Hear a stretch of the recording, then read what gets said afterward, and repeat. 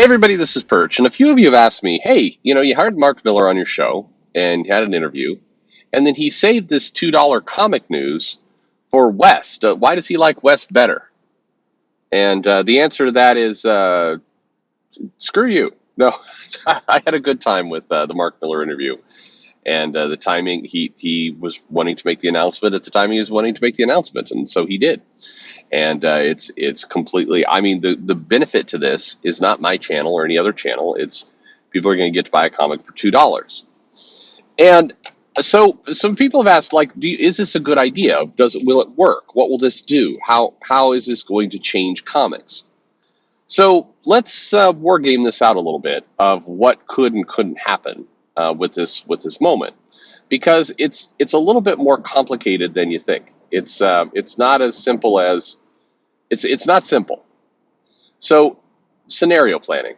What does this mean that he's produced a comic for $2, puts into the store, good affordable price, brings things back, good quality art team on the book? Does this help? First and foremost, it helps a little. It's going to be a cool pickup, and if he's clever about it, he'll include little previews and other things from his other books inside of the $2 book, so it can be used as some decent marketing, and people can see it and kind of get hooked on other pieces. The not negative exactly, but the problem is there is a limit to how successful this can be and where all it can go, and that limit really comes down to where it's sold. It's sold in comic shops, and we love comic shops. They're good places. However, if you're going to do a $2 comic, you're still selling it in the same location. It is you're limiting the amount of power that price point can get you. You really need to get that comic book into other places as well at that price point. And a good experiment might be if you simply go to the big blockchain booksellers like the Barnes and Noble, Books A Million, places like that, and you get that comic on a little stand there next to the register. Basically, figure out a way, if you're Mark Millar, to get that book at the register. In with some of the magazines that are sitting there at $2. And I think vampire book. It's a comic. It's got graphic novel. They need to, by the way, come up. Here's a bunch of little things. Miller should come up with a term that is more than comic book, less than graphic novel for a floppy. And you're gonna say, what? I don't understand what this has to do with anything. But trust me on this. What needs to happen is somebody needs to go to some of these stores and say, hey, where you've got the People magazine and the other crappy things here next to the register, we want you to put a comic book. Except you need to call it something fancier, because comic book is embedded too much in people's minds as a particular product. So you need to call it like a graphic book, or you got to basically say, you like graphic novels, because graphic novels have generally positive viewpoints outside the comic book store. In the mainstream, in these bookshops, graphic novel is, it's like, oh, they make movies based on graphic novels. These are things that people say and think, which is true, but, comics make the graphic novels. People lose that part. So you do need to come up with what is something as a individual issue, a graphic issue, maybe that's it. Graphic magazine, I don't know.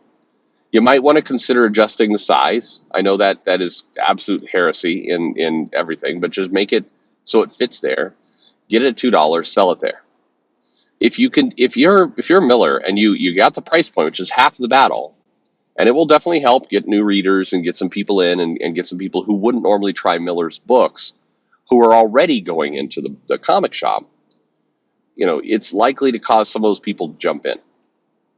But your overall market is capped. You are still selling to the audience of people who are regularly going into a comic shop. So your part two of this plan should be to get it into the magazine rack here at a grocery store, bookstore, wherever it happens to be, next to the register. And I think you can play this. Again, you have to put together a really good prospectus, good pitch deck, good marketing deck to say, hey, comic book movies are still popular. You know this because when I look at your shelf, almost on any given week, one of the magazines you've got there, whether it's Vogue or Cosmopolitan or People or whatever, almost always one of those is covering an actor or person involved in a comic book movie. Almost always. Check it out for yourself. When you walk through there, you will see Avengers brand, Spider-Man, Wonder Woman, whatever it happens to be. They always have a presence there, but it's as these kind of Hollywood magazines. So you go there and say, hey, these movies are still popular. You're selling stuff. Kids are in the line with their parents, or whatever, teens, whoever it happens to be. Let's put a product for them. Mom's going to want to buy something like that instead of candy at the register. You're also selling that. And it's going to connect to these, it's going to give people things like, characters that you see in Netflix. And to a grocery store or to a bookstore, Netflix is a big popular form of entertainment. Put something like that there, get one comic out, and if you can match, basically, if you could match the low price point and that type of distribution, you will become the new dominant comic publisher for the next 2 years by sheer number of volume of what you're going to put out there, but also the amount of people that you're going to attract through that line. And I think as you're putting together this pitch deck, what you can say is like, hey, this first book is going to have vampires, and it's going to be a kind of a wacky, crazy story there. It's not going to be just another, Me Too superhero book. It's going to be something a little different, but because people are also thinking that, people like graphic novels, like comics, lots of movies and things are adapted from them, but the superhero genre may be, getting a little bit old. So we can do. Now, the only hiccup to this entire thing that I'm saying is that Millar frequently puts in either, scenes that are too violent or too sexy for a lot of the newsstand. But here's where maybe not. If Cosmo can sit there and have, pages and pages and pages about, the best way to, you can give yourself an orgasm with a cucumber, is an article in their magazine. You can probably get away with quite a bit in the comic book. That's all I'm saying. They were selling, Shades of Grey or 50 Shades of Grey. Yeah, they're selling that at the, right up there with the register. And I mean, if a woman's going to just get involved in all kind of BDSM type material, it's all good. By the way, I was going to a meeting like 2 weeks ago, and it's called the BDM, business development meeting, BDM, and then they added BDSM for sales, business development sales meeting, and I'm just laughing. I'm like, oh, you come on now, what are you doing to us here? Nobody got it. Everybody's like, I don't understand what's fun. I'm like, I'm not going to explain it to you anyway. I think it's a good thing. I think these experiments are good. There's one other factor in all this, though, that will be interesting to see play out. If Millar gets any kind of traction, and to get traction, what he has to do is commit to the bit, meaning he's got lots of comics coming out all the time. Make sure one of them is always $2. If he does this, it starts to really screw Marvel and DC. Now, it's true as a comic store as well because they have less margin. But it really starts to screw Marvel and DC because at some point, Marvel and DC can't just ignore it as something that's happening kind of off in a corner as a marketing activity. This is where Millar needs to use his star power going, you know what, I do have that successful connection into Netflix. I do have my shows, my comics being regularly put out into shows, and some of them are doing well and doing popular. And look, I do have some of the best artists in the industry and the most affordable price point. He's got to stack this stuff up.